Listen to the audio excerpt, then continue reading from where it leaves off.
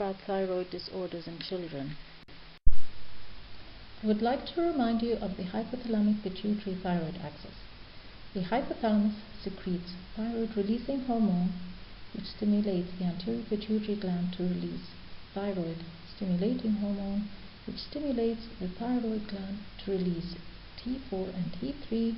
These act on target cells throughout the body, also creating negative feedback on the secretion of TRH and TSH.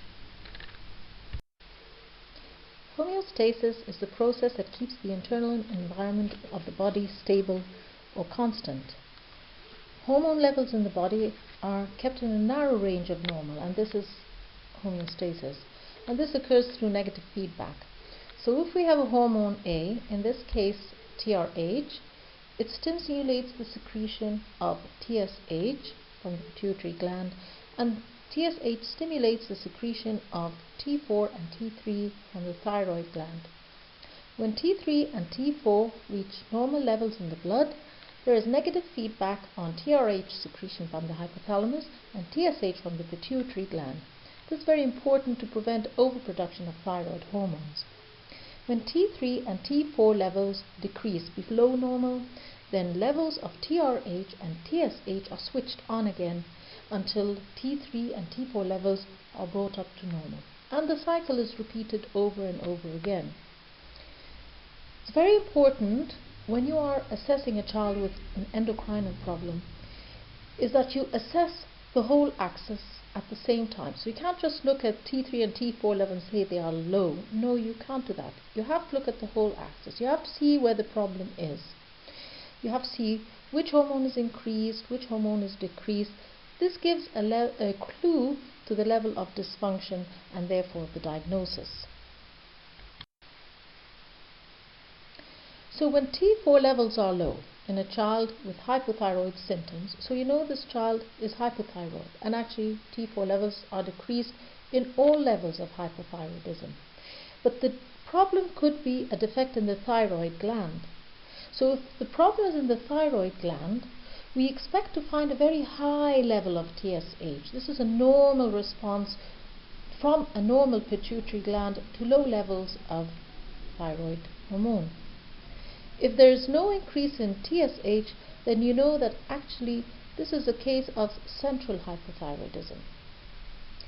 Now, on the opposite side, if the child has thyrotoxic symptoms and you find T3 and T4 levels are high, to diagnose that the problem is in the thyroid gland itself, you should find very low TSH levels, below normal levels. This tells you that because the TSH is very low, then this pituitary gland is normal. It's done what it should have done. In the presence of high levels of thyroid gland, TSH levels must suppress. So the problem here is in the thyroid gland itself. On very rare occasions, the TSH may be very high, so it's an adenoma in the pituitary gland. It's a very rare case. In this condition, all levels of the hormones T3, T4 and TSH will be high. So as I said, in all cases of hypothyroidism, T4 levels will be low. And I don't need to measure levels of T3 in cases of suspected hypothyroidism, but I do need to do them in all cases of hyperthyroidism. In primary hypothyroidism, the problem is in the thyroid gland itself. It's diseased, or it's not present, or it can't function. Because the pituitary gland is normal, it increases TSH secretion. So I'll find very high levels of TSH, which are way above normal.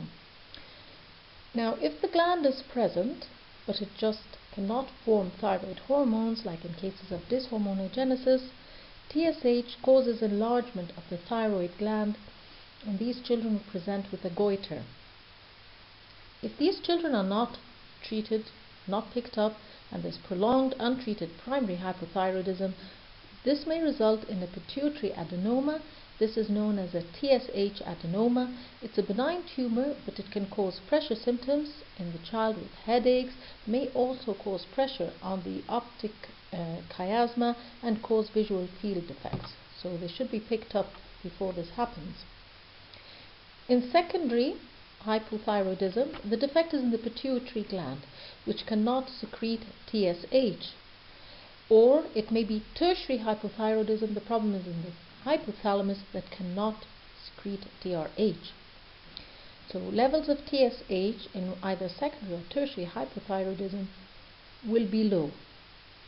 They may be normal, in the normal range, but because T4 is low, the presence of normal TSH levels is abnormal because it's inappropriately low for low T4 levels. When I come to assess a child with the thyroid disorders, I have many tools. It's not enough just to do lab tests. I must start from the very beginning, and it starts with a history. So does the child have symptoms of hypothyroidism? So is there constipation, excessive sleeping, intolerance to cold? Or does he have symptoms of hypothyroidism, so like loss of weight, palpitations, irritability, excessive sweating? Or are there nothing in the history to suggest thyroid disorder, just a swelling for instance, and therefore clinically the child might be euthyroid? When I examine the child, besides of course I have to measure his height and weight, but on examination of the neck I'm searching for a goiter. Is there a goiter? Is it diffusely enlarged, or is it just a nodule in one side, or is it multinodular? Is the thyroid gland painful or tender? And are there cervical lymph nodes? All these will point to certain particular diagnoses. When I do the lab tests, I have to, as I said, we have to do the whole axis. In cases of suspected hypothyroidism, I'll do free T4 and TSH. In cases of suspected hypothyroidism, then I'll do all three hormones. In cases suspicious for autoimmune diseases, I will do the autoantibodies, which are anti-thyroperoxidase, anti-thyroglobulin, and thyroid receptor antibodies. Then I need to look at the size of the gland, the structure and the size. This I can do with thyroid ultrasound, and this gives me the gross anatomy of the thyroid gland. Next I can do a thyroid scan, and this assesses thyroid function. And of course the function of the thyroid gland is to selectively uptake iodine and then combine it and then make thyroid hormones. The normal uptake is 1 to 4%. So when I send a child for thyroid scan, I may get a different diagnosis. I could get no uptake, or I could get normal uptake, or I could get diffuse increased uptake, so the whole gland has an increased uptake, or I might find a nodule that has increased uptake, and this we call a hot nodule. Or I might find a nodule which doesn't take up radioactive iodine, and this is a very suspicious, very ominous sign, because it means it's not like the rest of the thyroid gland. The hot nodule is like thyroid. It takes up the radioactive iodine, so I feel happier with a hot nodule than with a cold nodule. Finally, if I suspect cancer, then I need to take a biopsy from this nodule. So I can do either a fine needle aspiration. With a needle I take a very small sample, and then I look at it under the microscope. Now they say the fine needle aspiration is a good positive test, but it's not a good negative test. So if I find something on the histological examination, then yes, this tells me he has cancer. But if I find nothing on the fine needle aspiration, the patient might still have cancer, and I may need to proceed to a biopsy, which takes a bigger size sample from the thyroid gland. These are normal levels of different lab tests related to thyroid functions. And this is the result of different kinds of thyroid scans. If you look at number C, this is a normal thyroid gland. You see the butterfly shape inside the gland with normal uptake of radioactive iodine. In A, there is no uptake at all. There is agenesis of the thyroid gland. B is ectopic thyroid. Now you know that the thyroid gland develops from the base of the tongue and then it descends in embryonic life down into the neck to its normal position. Failure of descent is known as ectopic thyroid gland. Figure D shows an enlarged thyroid gland with increased diffuse uptake. In E is not very clear. It's supposed to be a hypofunction of the gland, so there would be some uptake but not the same as normal. This is a clearer scan of thyroid hypoplasia. So on the left, this is normal thyroid gland with its normal uptake. On the right, there is a hypoplastic gland. It's smaller than the one on the left, and also uptake is less. So case 1 is a 10-day-old baby who was picked up by neonatal thyroid screening for a high TSH level of 16 milli-international units per liter. Normal levels are up to 4. However, TSH levels may be a little high in newborn babies, especially in areas of endemic iodine deficiency like in Egypt. However, 60 is too high for a normal high level. So the normal procedure in a case like this is to call the child for a repeat test. In this case, we do a new TSH level. We also do a free T4 with it as well. TSH now had risen to above 100 milli-international units per liter, and free T4 levels were low. So free T4 was 0.4 nanograms per deciliter instead of the normal range of 0.8 to 2 nanograms per deciliter. A thyroid scan was done, and this revealed no thyroid gland. Some parents are a bit apprehensive about doing a thyroid scan because it involves radioactive iodine. However, when I do a thyroid scan and I find no thyroid gland, then I know that this child is destined to have thyroid replacement treatment for the rest of his life, as opposed to the child who does have a thyroid gland, because in some case there's a transient hypothyroidism which may resolve over the first few years of life, and the child may eventually be able to stop L-thyroxine treatment. So this was a case of thyroid aplasia, and the treatment is L-thyroxine for life.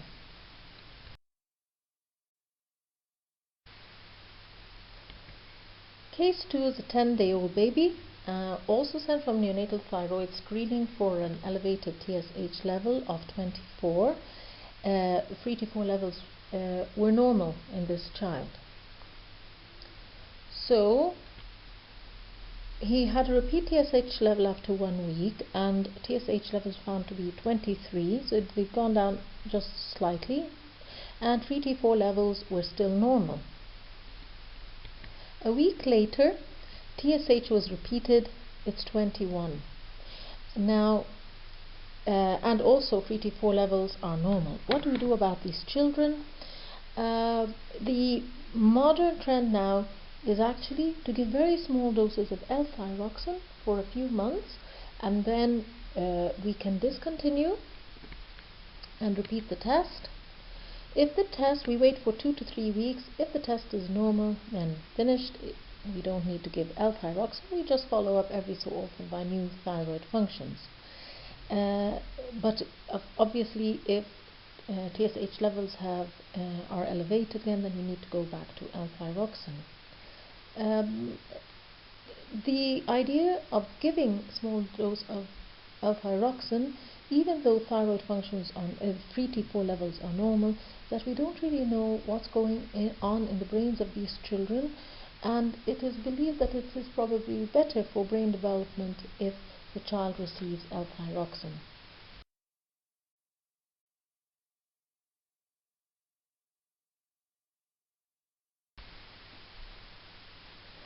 This is a baby, 15 days old, and he presented for lethargy, poor feeding. He slept a lot. He wasn't gaining weight. He had a hoarse cry, constipation, and on examination we found wide fontanelles. The anterior fontanelle was widely open, and the posterior fontanelle was still open. Now, you know, the posterior fontanelle is expected to be closed at birth or maximum 1 week after birth. So this child still has an open posterior fontanelle.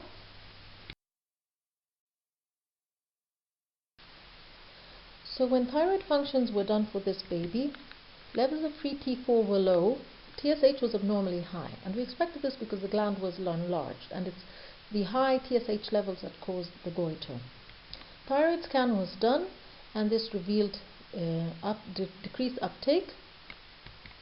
The diagnosis was dishormonogenesis, and this is a defect in thyroid hormone synthesis. It's a genetic defect, and it's due to defect in thyroid enzymes, defective concentration of iodine in the gland, defective binding, and the treatment is L-thyroxine for life. Next case is a 6-year-old boy who was referred by his teacher because he wasn't doing well at school. He wasn't concentrating, he had poor memory. When he was examined, he was found to be on the low normal side for height. He was on minus 1.5 standard deviations. His TSH levels were high, they were 40, and the free T4 levels were below normal. At this point he had antibodies tested, antithyroperoxidase and antithyroglobulin, and they were negative. Because when a child presents with hypothyroidism at such a late age, you suspect possibly that this is an autoimmune condition. So he had a thyroid scan done, and he was found to have an ectopic thyroid gland. The thyroid gland sometimes is interrupted as it descends, so doesn't descend properly.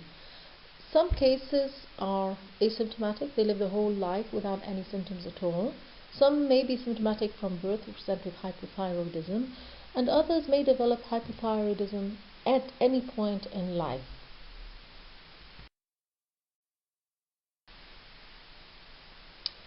This baby was a 10-day-old male baby, and he presented with symptoms of hypothyroidism. So he had constipation and lethargy, normal weight, and he had no goiter. And when the mother opened the baby's mouth, she noticed this lesion, this swelling on his tongue. He had a thyroid scan, and as you see, the scan on the left, this is normal thyroid. The one on the right is a lingual thyroid, shows there is a thyroid gland in the neck, but part of it is up high, has failed to descend. So this is his lingual thyroid gland. Case 6, this is a child who's 6 years old. He has born with bilateral sensory neuron loss since birth, severe bilateral sensory neuron loss, and he's been referred for a recent neck swelling. On examination, you find a goiter, and it's painless, and it is a diffuse goiter affecting the whole of the gland, and it is small. Thyroid functions were done, free T4 was found to be normal, and TSH was also normal. What is the diagnosis? Thyroid antibodies were negative, so not autoimmune. This is a case of Pendred syndrome, which is bilateral sensory neural hearing loss with or without hypothyroidism. And by the way, hypothyroidism may develop at any point in life. It could even appear during adulthood. So these children need repeat thyroid functions.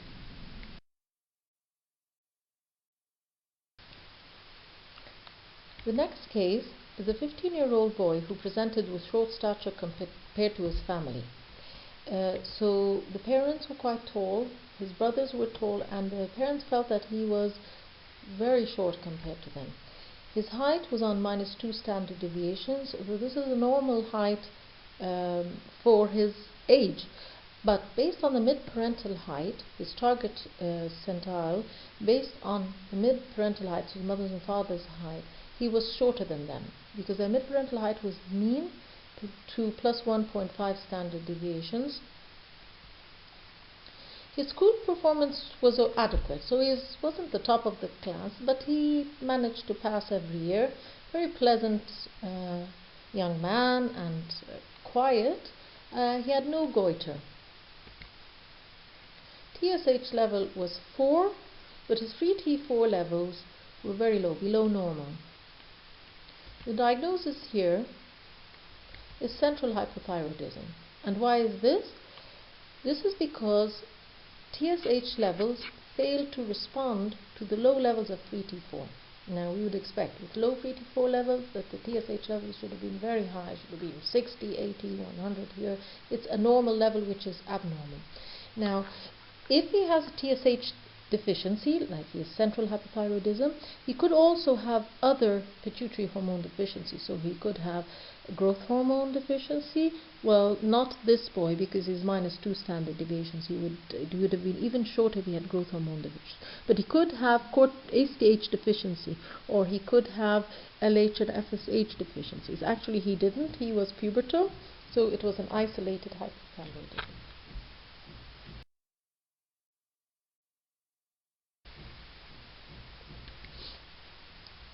Case 8 was a 1-year-old child. Her mother brought her because she had concerns about her weight. Her length was on the 10th centile, and this was the lowest centile of her target centile range. So according to mid-parental height, she was on the lowest of them. Her weight was on the 3rd percentile, so it was worse than her length. The girl was very happy. She was crawling, but she still hadn't learned how to pull to stand, and obviously she wasn't walking. She had a single tooth, and she had no goiter. We did thyroid function tests for her. Free T4 was normal, but TSH repeatedly, like this was done 3 times, is repeatedly between 11 and 12 milli-international units per liter. What do we do for this child? This child is probably a case of dyshormonogenesis. So she was put on replacement thyroid hormone treatment, very small dose, because of the elevated TSH levels. So even though free T4 is normal, it's only normal because the TSH is higher than normal. And levels between 5 and 10, these are considered subclinical hypothyroidism. We often wouldn't give any treatment for that, but above 10, and this is repeatedly above 10, I would definitely give a small dose thyroid hormone.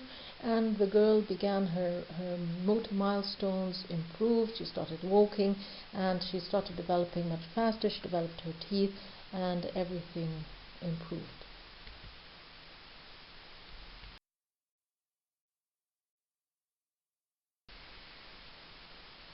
So if a child has primary hypothyroidism, so the problems with their thyroid gland, we need to decide, we can describe it as goitrous or non-goitrous. So if it's goitrous, this means that there is high TSH levels. This could be dyshormonogenesis. It could have been that the mother had hypothyroidism and was taking anti-thyroid drugs during pregnancy, and this suppressed the baby's thyroid gland. It could be endemic iodine deficiency. Or it could be a case of thyroid hormone resistance, so there is high TSH but the thyroid gland is not responding to it. Or it's non-goitrous, and it would be non-goitrous because the thyroid gland is not there, so thyroid aplasia, or could be thyroid hypoplasia, or ectopic thyroid. The thyroid gland could be anywhere between the base of the tongue and the throat, could be anywhere. Or it could be that the mother was taking radioiodine during pregnancy and this suppressed the baby's thyroid gland. Or it could be that the mother, she has an autoimmune thyroid disease and she has inhibitory antibodies that pass to the baby during pregnancy and it cause hypothyroidism in her newborn baby. These antibodies are maternal in origin and they last only for a little while in the baby, so like a few months, and then after that the baby thyroid gland will begin to function again. So in secondary hypothyroidism, we said this is a central cause. Just to recap, it could be anterior pituitary dysfunction or hypothalamic. Free T4 is decreased. TSH fails to respond to the low free T4 levels. So to sum up, congenital thyroid disorders may present at birth. They are congenital after all. But even though they are congenital, they sometimes present later in life. So the fact that they present later in life doesn't mean they're not congenital. So these can be aplasia or hypoplasia, can be ectopic thyroid gland. Cases of dyshormonogenesis may start to be symptomatic later in life, Pendred syndrome, central hypothyroidism. This is a 2-year-old girl who has this staring look. She had exophthalmos and she was referred because she had failure to gain weight. So her labs were, as you can see, let's look at the TSH first. The TSH levels were very low. The normal levels are 0.5 to 4.5. When they are less than 0.3, this is a diagnosis of thyrotoxicosis. It's a first sign of thyrotoxicosis actually, low TSH levels before T3 levels increase. Before free T3 and free T4 levels increase, the TSH are abnormally suppressed. Antibodies were high. She did a thyroid scan and there was bilateral minimal hyperplasia of her gland with increased uptake. This girl has Graves' disease, which is quite rare at very young ages, but it can occur. It's more in older girls, and but Graves' disease usually doesn't cause exophthalmos in these young children, but she has a little bit.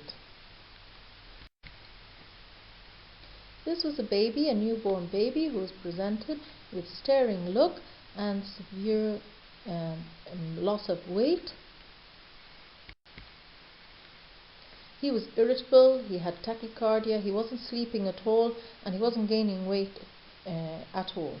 His mother had Graves' disease, and this was due to transplacental transfer of her TSH receptor antibodies, and this caused neonatal Graves' disease in this baby.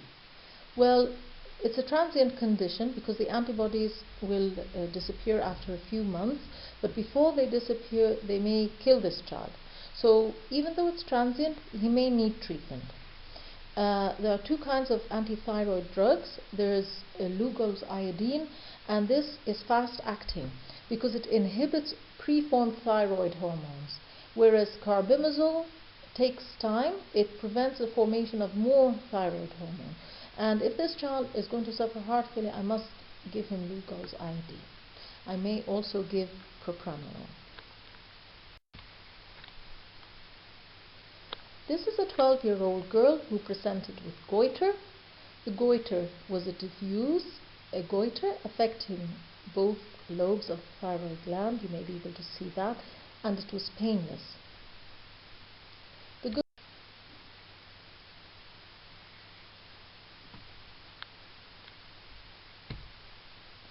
The girl had symptoms of hyperthyroidism in the form of recent weight loss, palpitations, and intolerance to heat.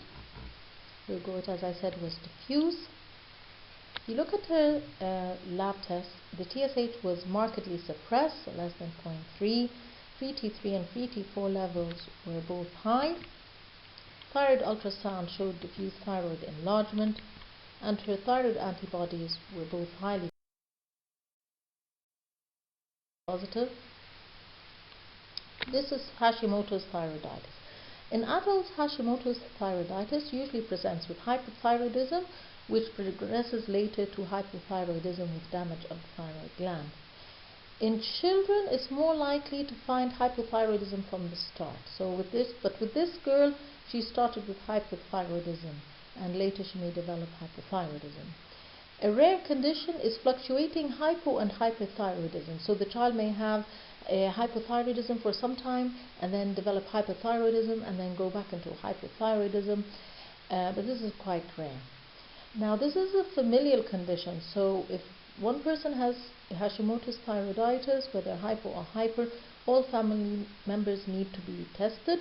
So I should do the antibodies, and if they are positive, then this does not mean that the child has hypothyroidism or hyperthyroidism, but tells me that he may develop thyroid disorder after this. Some genetic disorders are highly associated with Hashimoto's thyroiditis, like Down syndrome or Turner syndrome, or the autoimmune polyendocrinopathies. And remember, if a child has one autoimmune disease or an autoimmune endocrinopathy, then he or she may develop another autoimmune endocrinopathy, like type 1 diabetes. They're very common it's for them to develop Hashimoto's thyroiditis. Now, in autoimmune thyroid disease, those who have hypothyroidism, the hypothyroidism tends to be milder than in children with congenital hypothyroidism. Thyroperoxidase antibodies are positive in 90 to 100% of cases, and thyroglobulin antibodies are positive in 80 to 90%. The autoimmune process tends to be self-limiting. It usually will end by itself, but in some it will continue for many years. Usually you start off treatment with carbimazole, and we don't give propyl thiouracil in children. We give them carbimazole, and this usually needs to be taken for at least 1.5 years, but some children need them for many years more than that. Other forms of treatment, either that drug therapy has failed or the child is not compliant, so the child may need to take the drugs for 10 years and they're not compliant. In this condition, we may go for a more radical approach, so we might remove the gland via surgery, or we might give radioactive iodine. If the child develops hypothyroidism, then we have to give L-thyroxine, and it's usually an irreversible hypothyroidism. This is another case. As you can see, the child has a diffuse swelling of the neck. He is an 11-year-old boy, and he had recently been complaining of tachycardia, fever, and severe neck, jaw, and chest pain. So when we saw him, we found a diffuse thyroid enlargement and cervical lymphadenopathy. When we did lab tests, we found that his TSH levels were very high, his free T4 levels were low, his antibodies were slightly high, so his anti-thyroperoxidase antibodies and anti-thyroglobulin were slightly high, his ESR was very high of 120, C-reactive protein was positive. The diagnosis here is de Quervain's thyroiditis or subacute thyroiditis.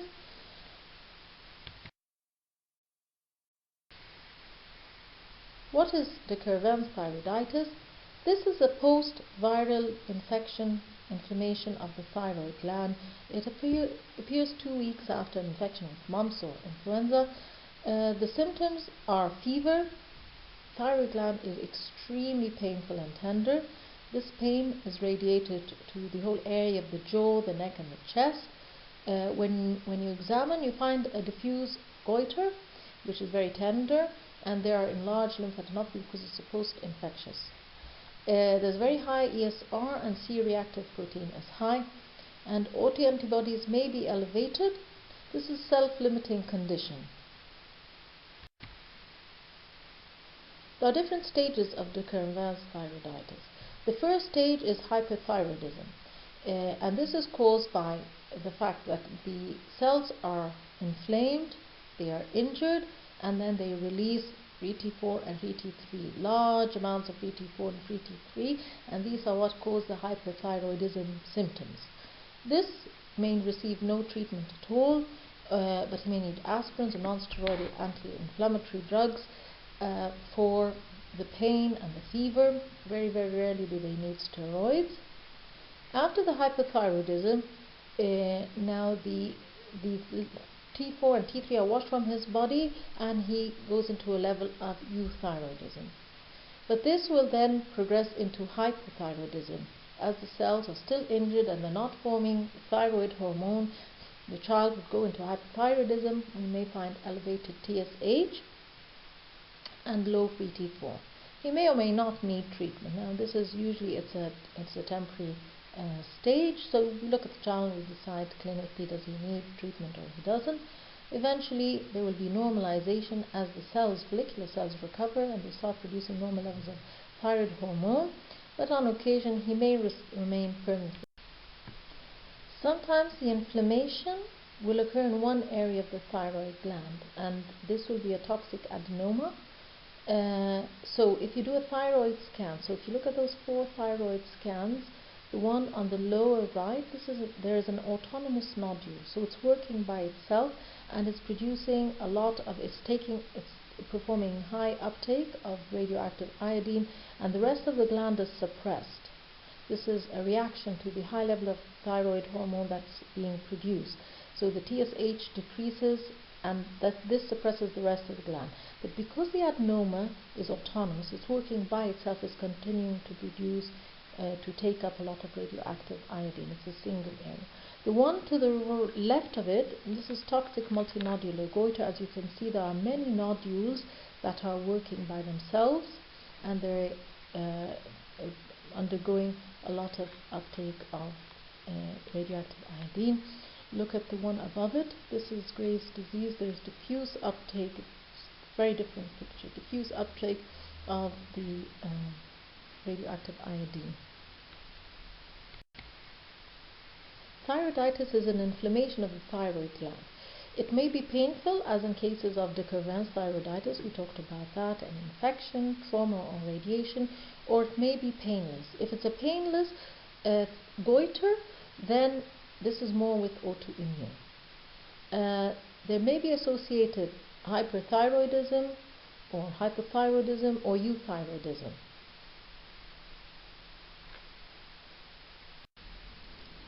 Case 13 was a 16-year-old boy who presented with severe malaise and headache. It had reached a stage where he walked up the stairs with great difficulty. He went to a physician who thought he might have a myopathy. He performed liver function tests and revealed elevated AST and ALT. CK levels were mildly elevated as well. He was diagnosed as a myopathy and referred to a neurologist. When the neurologist saw him, said this is not a myopathy, but he recommended an MRI on the brain and pituitary gland due to the headaches that the boy was having, and he was found to have a macroadenoma in the pituitary gland. A macroadenoma is any adenoma 1 centimeter or greater, so it's 1.6 centimeters in size.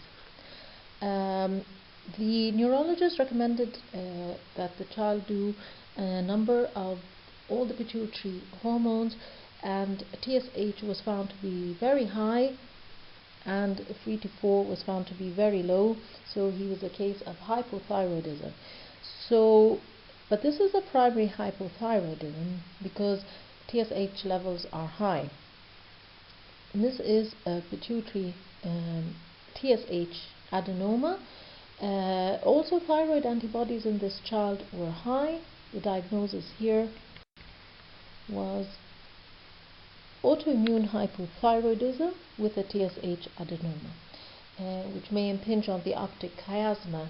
He had a field of vision test done, and it was found to still be okay, within normal.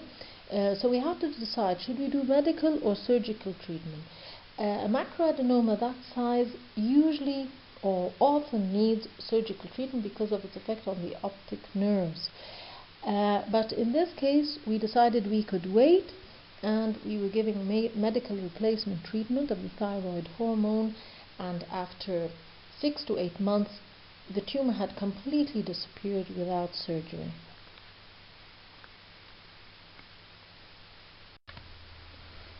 Case 14 was a 4-year-old girl who presented with progressive painless abdominal distension with bloating and constipation.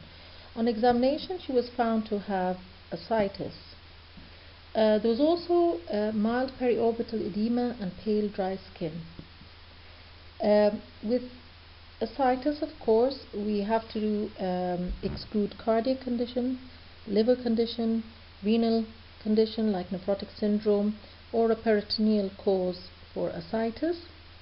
She had no jaundice or spider nevi. She had no signs of heart failure. Jugular venous pressure was normal. There were no enlargement of liver or spleen. The edema was non-pitting, and it extended halfway up her shin. Labs test revealed a normal cytic anemia and mild elevation of liver enzymes. She also had elevated cholesterol. Exudative ascites when we did an acidic tap, she was found to have elevated proteins in the acidic fluid, but there are no cells.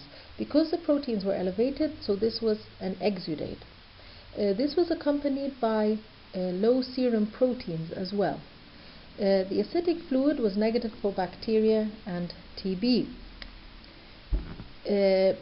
Any case with elevated cholesterol must have thyroid functions done. Also, if you remember in the previous case, the previous boy had elevation of his liver functions. ALT and AST were high, which we see in thyroid disorders. So the combination of normocytic anemia, mild elevation of the liver enzymes, and elevated cholesterol, the three of these tell me I should do thyroid functions.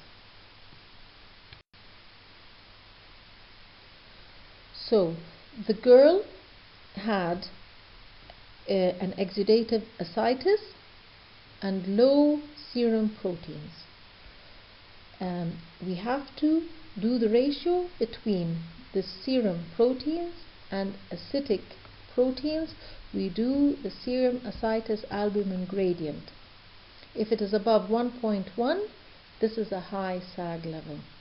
If it is less than 1.1, this is a low SAG level, and this helps me diagnose the cause of the ascites. If there's a high SAG level, so the serum albumin is high, whereas the acidic albumin is lower, then this is a cardiac cause like constrictive pericarditis or congestive heart failure. It may also be caused by cirrhosis or Budd-Chiari malformation. It may also occur in portal hypertension.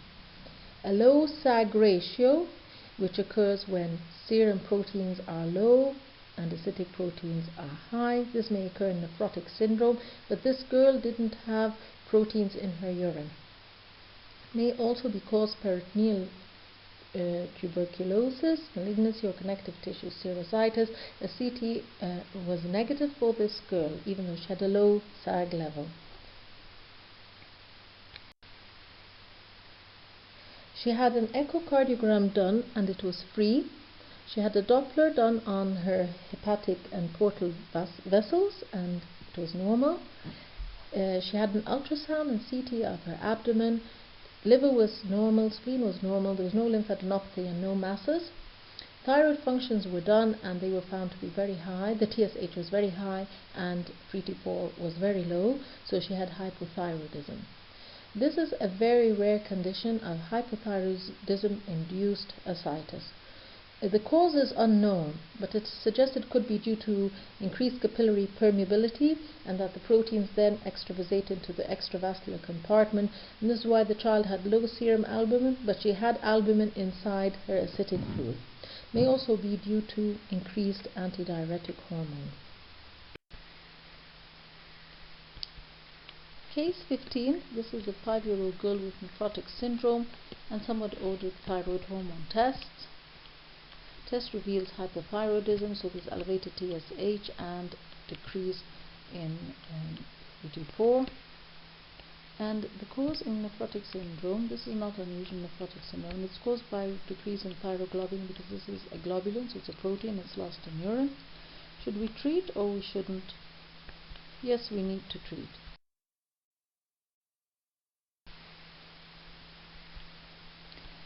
Okay, case 14 is a 4-year-old burn patient who was ordered routine tests including thyroid and was very unwell, and she was ordered thyroid hormones. What they found was that free T3 was very low, free T4 was low normal, but TSH is found to be in the normal ranges.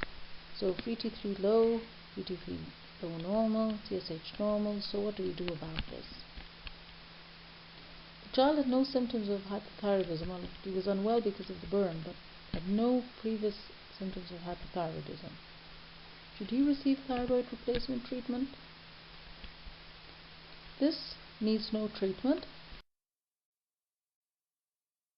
This is called euthyroid sick syndrome. So when somebody is generally very unwell, they may present with low thyroid hormones even though they are clinically thyroid. It occurs with systemic non-thyroidal diseases such as sepsis, chronic kidney disease, DKA, burns, cirrhosis, and starvation. What happens is that there's a T3 levels decrease because T4 doesn't convert to T3, and then there's a decreased T4, but there's no elevation of TSH.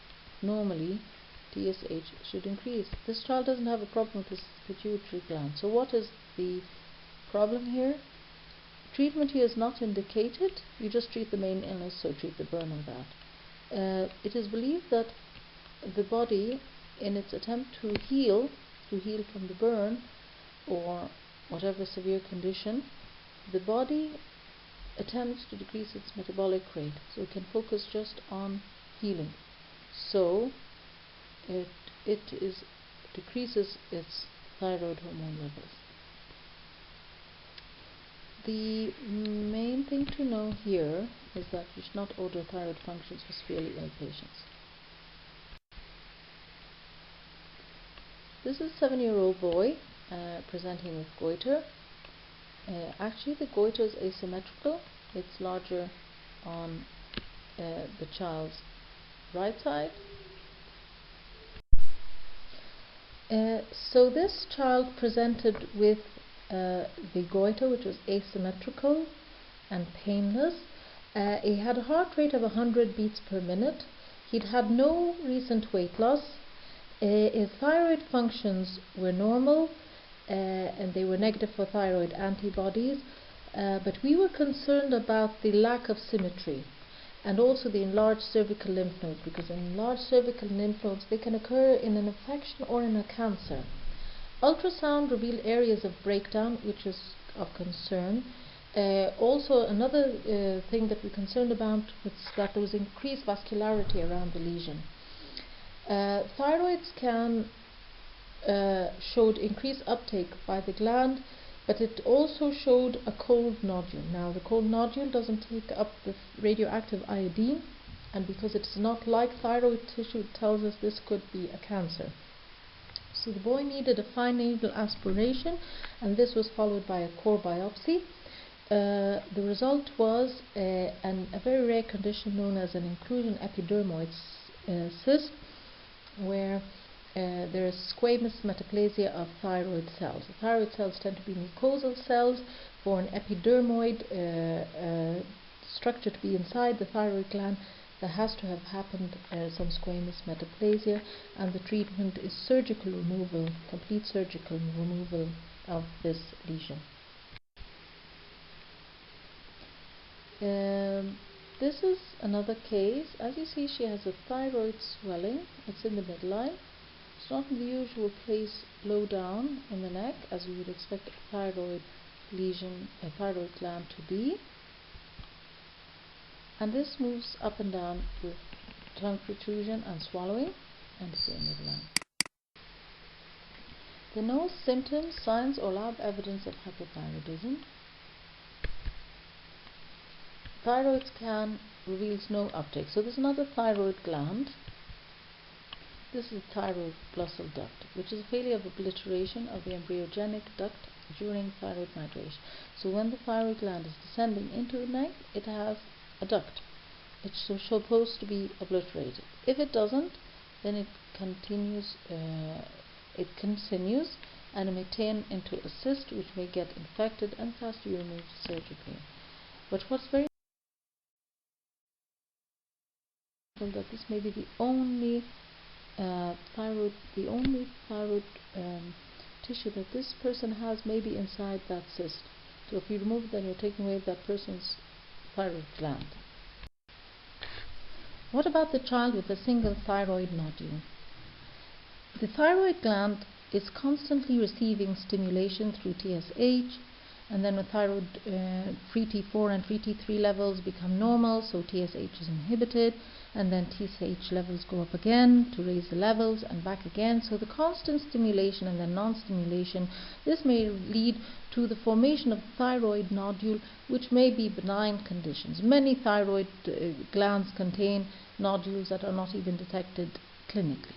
So when I get a child who has a thyroid nodule, I must take a history, find out if this is a higher risk patient, meaning there's a history of thyroid cancer in the family, or this child has had a previous malignancy or radiation. I must also ask about autoimmune diseases, if the gland is tender, if there's been recent loss of weight.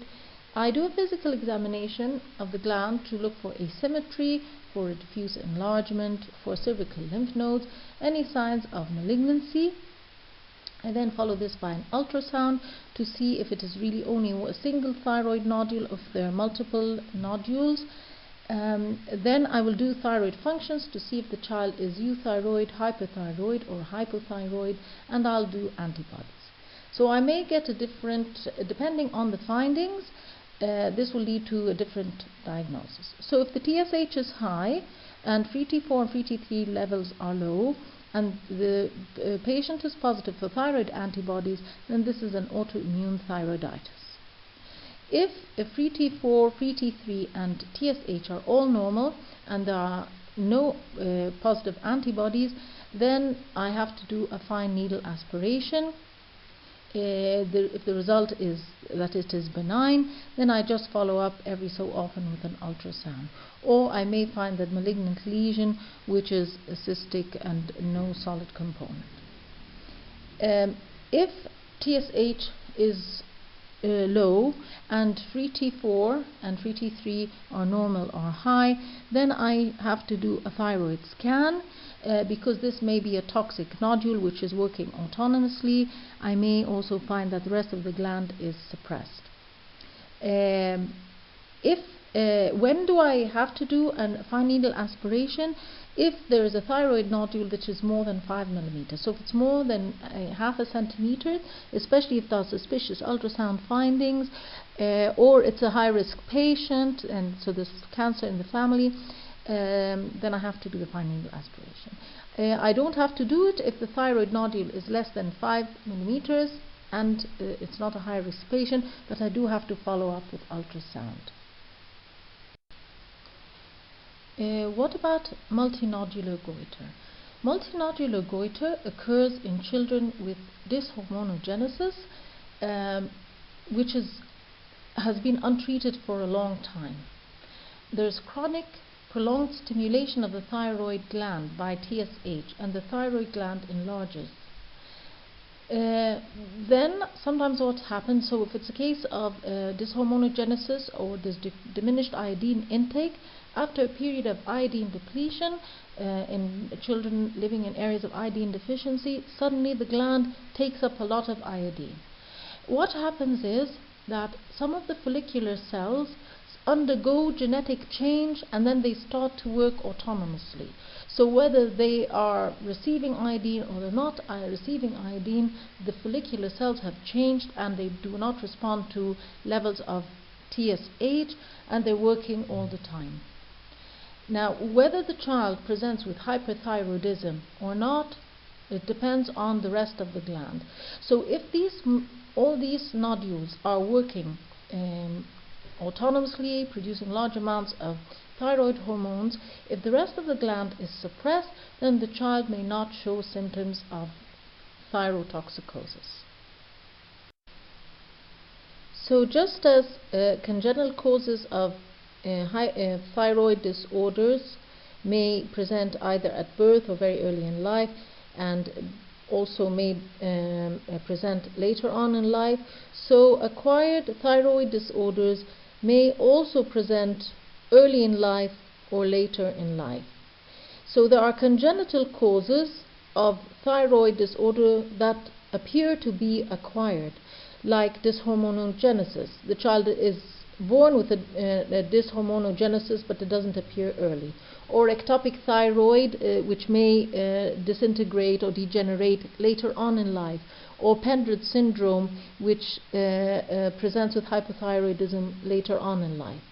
Then there are true acquired conditions that, like nephrotic syndrome. There may be a hypothyroidism, which is like, for instance, a neonatal Graves' disease, where the baby has an acquired condition caused by the transfer of maternal antibodies to the baby, and it's a short limited condition. Or there may be decurvence, thyroiditis, there may be a toxic nodule, there may be autoimmune disease presenting with hypothyroidism or hyperthyroidism or fluctuating hypo and hyperthyroidism. Another acquired thyroid condition is thyroid cancer and euthyroid sick syndrome. So this is a diagnostic algorithm for children with congenital hypothyroidism. So either the baby has presented with clinical suspicion of hypothyroidism like prolonged neonatal jaundice, umbilical hernia, open posterior fontanelle, constipation and too much sleeping, or else the child is picked up by neonatal thyroid screening. For neonatal thyroid screening, this would be an elevated TSH in a country like Egypt, or where if the screening involves testing for T4, we find that the initial T4 is less than 10% abnormal. In this case, we must do a complete test which involves T4 and TSH levels. So one of two things: if the TSH is high and the free T4 is low, then we have a diagnosis of primary hypothyroidism. In this case, we must proceed to do an ultrasound and a scan and maternal antithyroid antibodies and urinary iodine. Or then the TSH might be low with free T4 is also low, so this is a diagnosis of secondary or central hypothyroidism. And remember, if there's deficiency of one pituitary hormone, then there may be deficiency of other pituitary hormones, so I have to test for the other pituitary hormone deficiencies. I may do an MRI of the brain and check the eye for optic nerve hypoplasia. This is an X-ray of the knee of a child with hypothyroidism. As you can see, there's epiphyseal dysgenesis with stippling, coning and fragmentation. The differential diagnosis of hyperthyroidism clinically: if there is fever and tenderness on the thyroid gland, this is decurvence thyroiditis. If there is no tenderness but there is fever, then this may be a case of thyrotoxicosis factitia, so it's not a real thyrotoxicosis. This may be Munchausen syndrome by proxy, where the mother is giving the child thyroid hormone and pretending that he is sick. Now, if the TSH is low, free T3 and free T4 are high, I do a thyroid scan. I might find a diffuse goiter, or I might find a single nodule, and this is toxic thyroid nodule. If there is a diffuse goiter, then I have to test for antibodies, because this could be Hashimoto's thyroiditis or Graves' disease. If TSH is high and free T3 and free T4 are also high, this is a very rare condition of a TSH secreting adenoma, or else pituitary resistance to thyroid hormone.